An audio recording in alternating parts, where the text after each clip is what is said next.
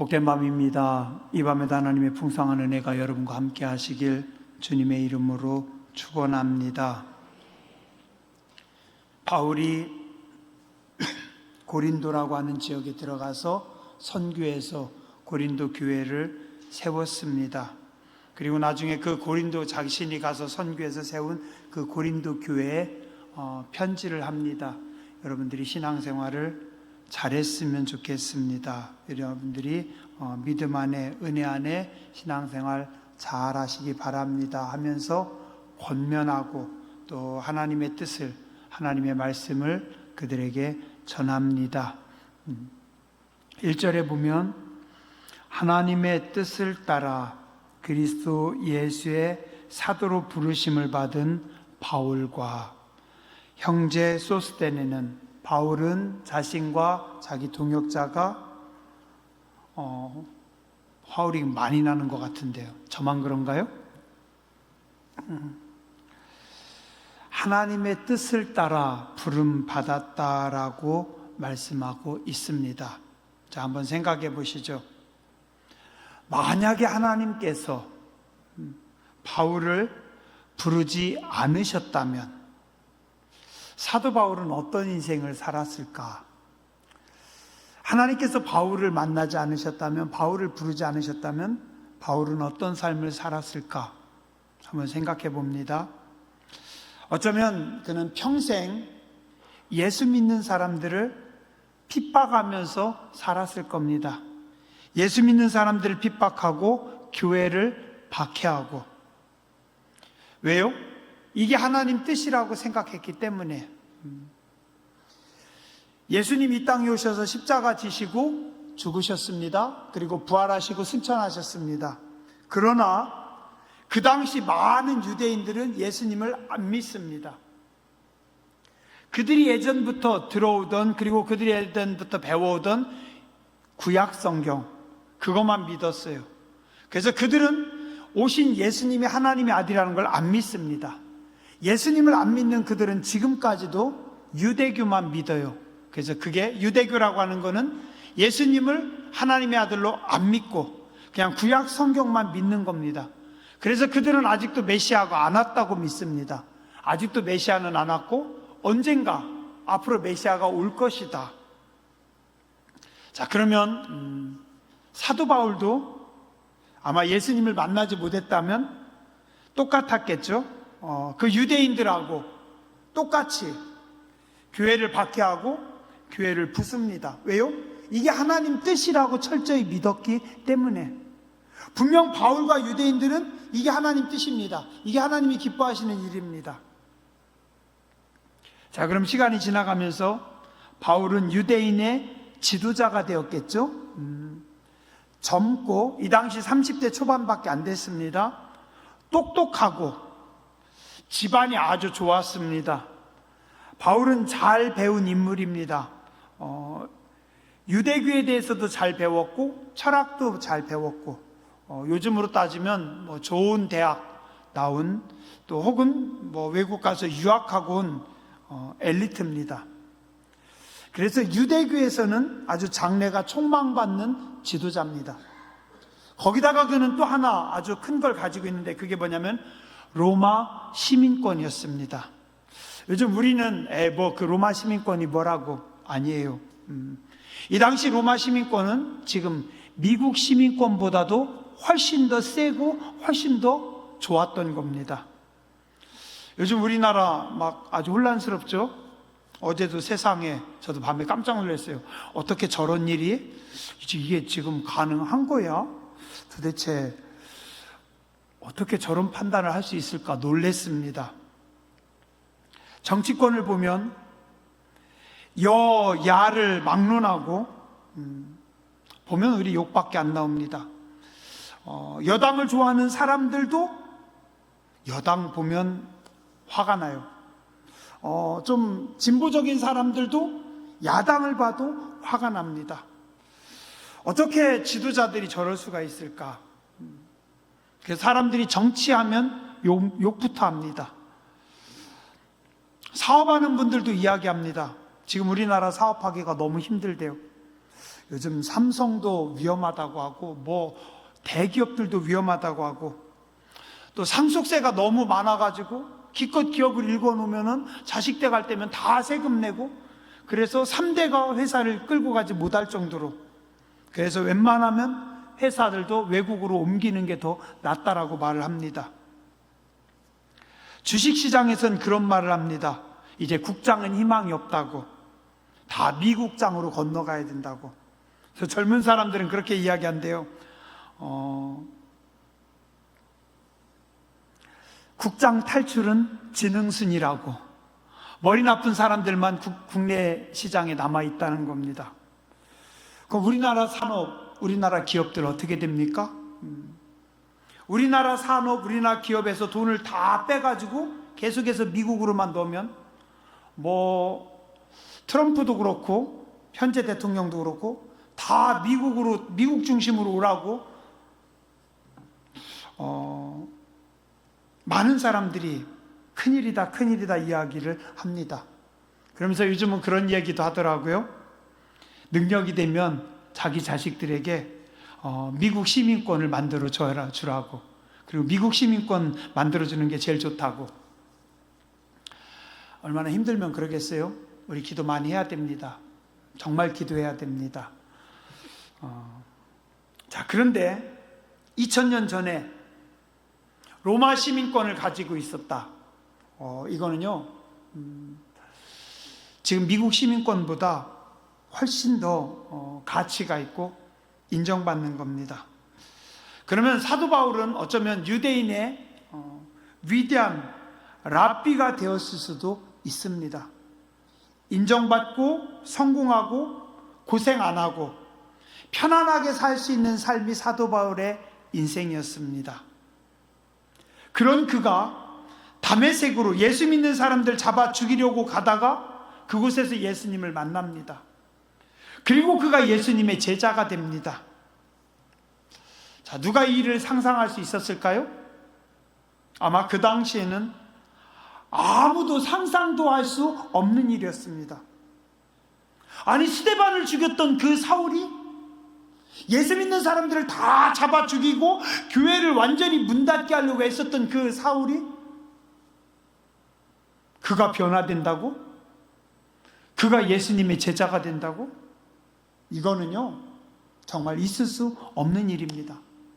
아무도 상상도 할 수 없는 일이 벌어집니다. 누가 하셨어요? 하나님께서 하셨습니다. 하나님께서 하시는 일은 사람이 상상도 할 수 없습니다. 그 당시 스데반을 돌로 쳐서 죽였던 그 사울이 회심할 줄 아무도 몰랐죠. 아무도 몰랐죠. 그가 어떻게 그렇게 은혜를 많이 받고, 그가 어떻게 죽을 때까지 평생토록 교회를 세우고 선교하고 복음을 증거하고 성경을 기록하고 그렇게 예수님을 박해하던 사도 바울이 그렇게 될 줄 아무도 몰랐습니다. 자, 그래서 사도 바울은 자기가 편지할 때마다 이 말씀을 꼭 합니다. 하나님의 부르심을 따라 그리스도 예수의 사도로 부르심을 받은 바울은. 또 어떤 사람들은 그 당시 그런 이야기도 합니다. 사도 바울, 당신은 예수님 살아계실 때 만나지 못했잖냐. 예수님 살아계실 때는 12명의 제자를 키웠고 또 그때 따르는 그 사람들이었고, 사도 바울은 예수님이 죽고 승천한 후에 그는 다메섹 도상에서 예수님을 만났다고 하는데, 당신은 예수님을 만났다고 하는데 우리는 당신이 예수님과 함께 다니는 걸 한 번도 본 적이 없다. 그래서 바울의 사도권을 사람들이 의심합니다. 우리는 당신의 사도권을 인정하지 못하겠습니다. 그러나 바울은 고백합니다. 하나님께서 하나님의 뜻을 따라 예수님의 사도로 예수님께서 나를 부르셨습니다 라고 고백하는 겁니다. 한번 생각해 보시죠. 만약에 하나님께서 나를 부르지 않으셨다면, 여러분들 자신을 한번 돌아보시기 바랍니다. 하나님께서 나를 부르시지 않으셨다면 나는 지금 어떻게 살아갈까? 내가 이 자리에 있는 게 하나님 은혜입니다. 그죠? 하나님 은혜입니다. 우린 감사하고 또 감사해야 됩니다. 또한 사도 바울이 그 핍박자가 위대한 사도가 된 것, 이게 바로 기도의 능력입니다. 누구의 기도입니까? 스데반의 기도입니다. 성령 충만했던 스데반은 지금 돌에 맞아 죽어요. 돌에 맞아 죽으면 여러분도 어떨까요? 사람이 돌에 맞아 죽는다, 말이 그렇지요. 그러면 여기 사람 세워놓고 돌 집어 던져서 쓰러졌을 때 엄청나게 큰 돌을 집어 던져가지고 그 돌로 머리가 깨져야만 죽는 겁니다. 그죠? 그러면 사도 바울은 돌을 많이 맞고, 작은 돌도 아니에요, 큰 돌을 집어 던져가지고 돌로 찍어서 머리가 깨져가지고 죽은 겁니다. 그죠? 자, 내가 돌에 맞아서, 돌에 찍혀서 죽는데 그 순간 나한테 돌을 던지는 그 사람들 용서할 수 있습니까? 여러분들은 여러분들을 죽이는 사람 용서할 수 있어요? 글쎄요. 우린 누가 나한테 기분 나쁜 말 한마디만 해도 20년, 30년 그냥 꼬부라져 있던데요. 제가 예전에 해남에 있을 때도 그랬어요. 어떤 권사님 앞뒤, 집뒤, 바로 집뒤였어요. 정 권사님, 그리고 또 집뒤 권사님, 그 권사님 김 권사님이었어요. 김 권사님, 정 권사님, 김 권사님 바로 교회 뒤쪽. 20m도 안 떨어졌어요. 정 권사님 교회 개척 멤버, 김 권사님도 교회 세워지고 얼마 안 돼서 나오신 분. 두 분 다 오랫동안 교회를 섬기셨던 분이에요. 그러니까 최소 정 권사님은 그 당시에 한 40여 년, 그렇죠? 한 40여 년 그 교회에서 신앙생활 했고, 김 권사님도 한 30여 년 신앙생활 했고, 그런데 이웃인데, 친한데 딱 꼬부러져 있더라고요. 정 권사님 댁에 가서 만나서 이야기하는데, 옛날에 그 누구 댁이, 거긴 누구 댁이라고요, 누구 댁이 그때 나한테 이렇게 했어. 다 꼬부러져 있는 겁니다. 김 권사님도 이렇게 만나서 얘기하다 보니까 그때 그 권사님 그랬어요. 위아래 집에서, 한 교회에서, 한 동네에서 30년을 신앙생활 하는데 제가 알기로는 돌아가실 때까지 안 푸른 걸로 알고 있어요. 그렇게 원수진 것도 아닌데, 그렇게 잘못한 것도 아닌데, 뭐 때문에? 말 한마디 잘못해가지고. 그때 말 한마디 잘못해서 그때 그 사람이 나한테 그렇게 얘기했어. 스데반은요, 자기를 돌로 찍어 죽이는데, 하나님, 저들이 모르고 하는 겁니다. 용서해 주세요. 그러면 도대체 얼마나 성령 충만했겠습니까? 그죠? 우리도 스데반까지 안 가더라도 스데반 반이라도 따라가야 됩니다. 한번 따라서 하시죠. 하나님, 그 인간을, 하나님, 그 XX를 용서할 수 있는 마음 좀 주십시오.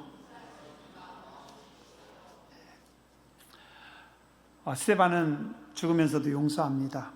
그리고 그를 축복합니다. 그랬더니 하나님께서 어떻게 하세요? 죽으면서까지 자기를 죽이는 사람들을 용서하고 축복하는 스데반의 기도를 하나님께서 들으십니다. 그래서 스데반은 비록 젊은 나이에 얼마 일도 못하고 순교했지만, 그가 기도하고 그가 축복했던 사울이 위대한 사도 바울이 되어서 엄청나게 많은 역사를 이루고, 또 성경을 기록으로 남기고, 그리고 하나님 앞에 간 겁니다. 하나님의 일하심은 인간이 상상할 수 없습니다. 우리는 그냥 하나님께 맡기고 기도하는 겁니다. 믿음으로 기도하세요. 불가능한 것을 기도하세요. 하나님, 제가 볼 때 그분은 어렵겠습니다. 아니요, 그냥 기도하세요. 하나님, 그 일은 안 될 것 같은데요. 아니요, 하나님이 하시면 됩니다. 우리는 그 사람, 우리는 그 일, 우리가 한정짓고 되겠다 안 되겠다 판단하는 것이 아니라 일은 하나님이 하시는 겁니다. 하나님께 맡기고 기도하는 겁니다. 스데반이 죽으면서까지 하나님 앞에 기도했더니 하나님께서 그를 죽이던 그 사울을 바꾸셔서 위대한 사역자로 쓰십니다. 그리고 그 사울이, 그 사도 바울이 지금 고린도 교회를 또 복음화하면서, 그 고린도 교회를 세워가면서 그들에게 편지합니다. 하나님의 뜻을 따라 그리스도 예수의 사도로 부름받은 사울과 형제 소스데네가 여러분들에게 편지합니다. 우리 주 예수 그리스도로부터 은혜와 평강이 여러분들에게 있기를 원합니다 라고 축복합니다. 그리고 4절에 고백합니다. 그리스도 예수 안에서 너희에게 주신 하나님의 은혜로 말미암아 내가 너희를 위하여 항상 하나님께 감사하노라. 나는 너희를 위해서 내가 그때 세운 교회, 고린도 교회, 내가 비록 지금은 떠나 있지만 지금은 또 전도하기 위해서 떠나와 있고 지금 더 많은 교회를 섬기기 위해서 떠나왔고 또 복음을 위해서 가다가 이제 로마 감옥에까지 가지만, 그러나 내가 세운 그 고린도 교회를 생각하면서 나는 여러분들을 위해서 기도합니다. 무엇으로요? 여러분들에게 주신 하나님의 은혜로 말미암아 하나님께서 일하시고 하나님께서 역사하심에 나는 감사합니다. 하나님의 은혜에 나는 감사합니다. 그때는 몰랐는데 지나고 나서 보니, 다시 보니 그 모든 것이 하나님의 은혜였습니다. 전에 말씀드렸죠? 바울이 고린도에 들어가기 전에 어디 갔었다고요? 아테네. 아테네 가가지고 알지 못하는 신들에게라고 하면서 그 신상 앞에서 바울이 설교하고 열심히 전도했는데 혼자 지쳐 떨어졌어요. 그래가지고 바울이 몸과 마음이 다 무너지고 영적으로도 깊이 힘든 상태에서 고린도에 왔었습니다. 그때 바울이 고린도에 들어왔을 때 실패하고 들어갔는데, 또 이 고린도라고 하는 지역은 향락의 도시입니다. 돈이 많은 항구 도시입니다. 그러다 보니까 고린도 교회 안에도 돈이 많았어요. 그 또 고린도 교회 안에 고린도 교회 성도들은 서로 파당을 짚는다. 나는 바울 편, 나는 아볼로 편, 나는 뭐 누구 편, 나는 누구 편. 서로 자기들 사이에서 뭐 요즘으로 따지면은 뭐 나는 목사님 편, 나는 이 장로님 편, 나는 박 장로님 편. 서로 갈라져서 자기들끼리 싸움이 많았습니다. 고린도 교회는 유난히 싸움이 많았어요. 그래서 나중에 바울이 뭐라고 하냐면 고린도전서 13장에 12장 은사장, 14장 은사장, 하나님이 주신 은사를 사모하라. 그런데 그 은사 중에 가장 큰 은사는 뭐라고요? 사랑이니라. 여러분들 서로 싸우지 말고 기도를 아무리 많이 해도, 아무리 능력이 있어도, 천사의 말을 할지라도, 산을 옮길 만한 믿음이 있을지라도 사랑이 없으면 아무 소용이 없습니다. 믿음, 소망, 사랑 이 세 가지는 항상 있을진데 그 중에 제일은 사랑입니다. 왜 이 이야기 했어요? 고린도 교회 안에서 서로 파당져 가지고 싸움이 많았기 때문에, 서로 친한 사람들끼리만 어울리고 안 친한 사람은 적대시했기 때문에. 그리고 고린도 교회는요, 항구 도시다 보니까, 돈이 많다 보니까 좀 성적으로 문란했던, 어수선했던 교회입니다. 뭐예요? 한마디로 문제 많은 교회였습니다. 그게 고린도 교회입니다. 사도 바울도 아테네에서 완전히 다운돼 가지고 다 지쳐서 실패한 마음과 몸을 끌고 고린도 교회에 들어갔습니다. 근데 고린도에 들어가 봤더니 이 교회도 엉망진창입니다. 어떻게 교회가 이럴 수가 있을까? 이렇게 시끄럽고, 이렇게 어수선하고, 이렇게 세속적이고. 근데 그 교회를 하나님은 사랑하시고 그 교회의 은혜를 베푸십니다. 그래서 고린도 교회를 아름답게 세워가십니다. 바울이 이거를 봅니다. 그래서 뭐라고요? 하나님이 주신 은혜로 말미암아 여러분들에게 풍성함이 있습니다. 그럼에도 불구하고, 자격이 없음에도 불구하고 하나님의 은혜가 큽니다. 그죠? 예. 우리는 종종 그렇게 생각합니다. 좋은 목회자, 훌륭한 목회자, 거룩한 목회자, 그 다음에 또 좋은 교회, 은혜로운 교회, 뜨거운 교회, 성령 충만한 교회. 목회자도 좋고 교회도 좋고 하나가 되어서 교회는 다 천국. 그럴까요? 예, 목회자요, 제가 저를 봐도 개가 안 납니다. 며칠 금식한다고 해놓고서 꼴랑 이틀 만에 다 포기했잖아요. 오늘 막 몸이 너무 괴로운 거예요. 설교 준비돼야 되겠고. 핑계죠. 예. 교회 혼란스럽습니다. 시끄럽습니다. 우리 다 자격 없습니다. 근데 그럼에도 불구하고 하나님은 그곳에 은혜를 부어 주십니다. 하나님께서 풍성한 은혜를 부어 주십니다. 요즘 제가 이렇게 자꾸 와닿는 단어 중에 하나가 스펙트럼이라고 하는 단어입니다. 스펙트럼. 태양빛이 비쳐요. 우리는 태양빛을 볼 때 무슨 빛깔입니까? 태양빛이 거의 빨간빛, 노란빛, 그죠? 자, 그런데 그 태양빛을 쫙 이렇게 열어보면, 쫙 분해해보면 어떻게 보여요? 빨주, 노초, 파, 남, 보, 그죠? 7가지 빛깔로 쫙 갈라집니다. 그게 스펙트럼입니다. 태양빛이 이렇게 쫙 갈라지는 거. 그게 달까요? 아니에요. 그 위에 이쪽에 안 보이는 빛이 있고 이쪽에 안 보이는 빛이 또 있습니다. 그 중간에도 안 보이는 빛이 있고 또 새로운 파장이 있고, 인간이 발견한 것만 이야기할 때 적외선, 자외선, 감마선이니 뭔 선이니. 자, 우리가 태양빛을 볼 때는 그냥 빛이 내려가지고 그 빛으로 식물이 자란다고 생각을 해요. 근데 그 빛을 쫙 이렇게 분해해 보니까 빨주, 노초, 파, 남, 보, 적외선, 자외선, 무슨 선. 우리는 뭐예요? 그냥 빨간색만 봤는데, 노란색만 봤는데. 이게 하나님의 은혜입니다. 하나님의 은혜도 그렇습니다. 하나님은 우리에게 풍성한 은혜를 주십니다. 근데 우리가 느끼고 우리가 보는 거는 빨간색, 노란색밖에 안 보입니다. 왜요? 빨간색은 풍요로움, 노란색은 편안함. 예를 든 겁니다. 예. 그래서 내가 편안할 때 하나님 은혜를 주시는구나. 일이 잘 돼서 풍요로울 때 하나님이 은혜를 주시는구나. 아니에요. 빨주, 노초, 파, 남, 보. 남색도 하나님의 은혜가 오고 보라색도 하나님의 은혜가 오는 겁니다. 그때나 실패했어요. 그때나 다쳤어요. 그때나 사고 났어요. 그때 사업이 망했어요. 그때 아들이 힘들었어요. 그때 내가 어떤 어려움이 생겼어요. 알고 보니 그것도 하나님의 은혜의 적외선이었고 하나님의 은혜의 자외선이었고, 그죠? 근데 우리는 그 하나님의 은혜의 스펙트럼을 다 보지 못합니다. 그래서 요만큼만, 노란색과 빨간색만 보고 거기만 매여 있는 겁니다. 근데 은혜를 아는 분들은 어떻게 돼요? 은혜의 깊이를 맛본 사람들은 어떻게 합니까? 가만히 봤더니 내가 볼 줄 아는 것 외에도 더 많은 은혜의 큰 스펙트럼이 있었고 더 넓은 은혜가, 하나님이 내게 부어주신 은혜가 있구나. 그래서 이제는 어떻게 해요? 범사에 감사하는 겁니다. 범사에 감사하는 거예요. 예전에는 뭔가 잘 될 때, 예전에는 내 마음대로 될 때, 예전에는 내가 기분 좋을 때만 감사했는데 이제는 어떻게 해요? 무너졌어도, 실패했어도, 넘어졌어도 그것도 감사한 겁니다. 그죠? 제가 요즘 종종 그 생각합니다. 하나님, 제가 개척교회 때 그렇게도 하나님 앞에 투덜거렸는데, 하나님 교회가 힘들다고 그렇게 투덜거렸는데, 전도가 안 된다고 그렇게 투덜거렸는데, 하나님 뭐가 그렇게 투덜 했는데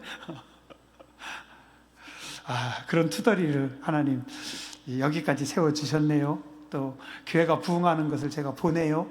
그 하나님 역사하심을 보네요. 또 성도님들이 은혜 받는 것을 보네요. 아유, 하나님 감사합니다. 그죠? 못 봤던 그런 것들이 모든 것이 하나님의 은혜였습니다.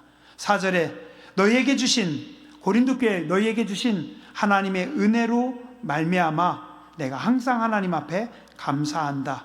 뭘 주셨어요? 5절과 7절. 이는 너희가 하나님 안에서 모든 일, 곧 모든 언변과 모든 지식에 풍족함을 하나님께서 주셨습니다. 7절. 너희가 모든 은사에 부족함이 없이 우리 주 예수 그리스도의 나타나심을 기다림입니다. 하나님께서 무엇을 주셨어요?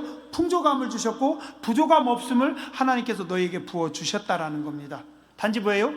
은혜를 은혜로 알지 못하는 겁니다. 풍족함 속에 있으면서도 감사하지 못하고 그들이 서 있는 것 뿐입니다. 그 다음에 또 뭐라고 합니까? 6절. 그리스도의 증거가 너희 중에 견고하게 되어, 하나님의 증거가, 하나님의 은혜가 여러분들 안에 견고하게 되고, 8절에 또 뭐라고 합니까? 주께서 너희를 우리 주 예수 그리스도의 날에 책망할 것이 없는 자로 끝까지 견고하게 하시리라. 고린도 교회가 그렇게 견고한 교회였을까요? 아니에요. 아까 제가 말씀드렸듯이 허물도 많고 문제도 많고 싸움도 많고 그냥 사고 뭉칩니다. 그냥 고린도 교회 시장바닥입니다. 시장바닥이에요. 근데 바울은 뭐라고 합니까? 여러분들에게 주신 풍성한 은혜를 보니까 하나님 은혜가 풍성하고 넘칩니다. 그래서 하나님께서 여러분들을 견고하게 세우십니다. 나는 그 견고하게 세우신 하나님의 은혜를 보면서 감사하며 하나님을 찬양합니다 라고 고백합니다. 오늘 우리 당진 상록수 교회도 여러분의 삶도 그렇습니다. 하나님이 주신 은혜가 풍성하고 넘칩니다. 비록 내가 하나님이 주신 은혜 한두 가지밖에 못 봤을지 모르지만, 하나님이 주신 은혜는 내가 본 한두 가지 외에도 수백 개, 수천 개의 은혜를 하나님은 나에게 부어주셨고 우리의 가정에, 우리의 자녀들에게 부어주셨습니다. 우리는 감사하며 살아야 됩니다. 나는 성질도 급합니다. 나는 실수도 많이 합니다. 나는 말도 거칩니다. 나는 믿음도 없습니다. 나는 은혜도 없습니다. 나는 아주 이기적입니다. 그리고 나는 아주 까칠합니다. 그게 납니다. 그죠? 그러나 하나님은 뭐라고 하세요? 하나님의 은혜로 고린도 교회를 견고하게 세우셨던 것처럼 저를, 여러분들 한 분 한 분을 견고하게 하나님의 은혜로 세우시는 줄 믿습니다. 오늘도 부르신 하나님 앞에 감사하시고 여러분들에게 주신 풍성한 은혜 감사하는 복된 성도님들 되시길 주님의 이름으로 축원합니다. 기도하겠습니다. 하나님의 거룩하신 뜻을 따라 우리를 그리스도 예수의 사람들로 불러주신 하나님께 감사와 영광을 올려드립니다. 하나님께서 우리를 부르지 않으셨더라면 우리는 참 끔찍한 인생입니다. 하나님께서 부르시고 택하시고 거룩함을 주시니 감사합니다. 하나님의 은혜가 크고 놀랍습니다. 우리가 다 알지 못하고 다 헤아리지 못하지만 그 넓고 크신 그 깊은 하나님의 은혜로 우리에게 풍성함을 주시고 오늘도 우리를 견고하게 하시는 줄 믿습니다. 믿음으로 주님 바라보며 은혜를 따라 나아가는 거룩하고 복된 하나님의 사람들 되게 하여 주시옵소서. 존귀하신 주님 예수님의 이름으로 감사하며 간절히 기도드렸습니다. 아멘.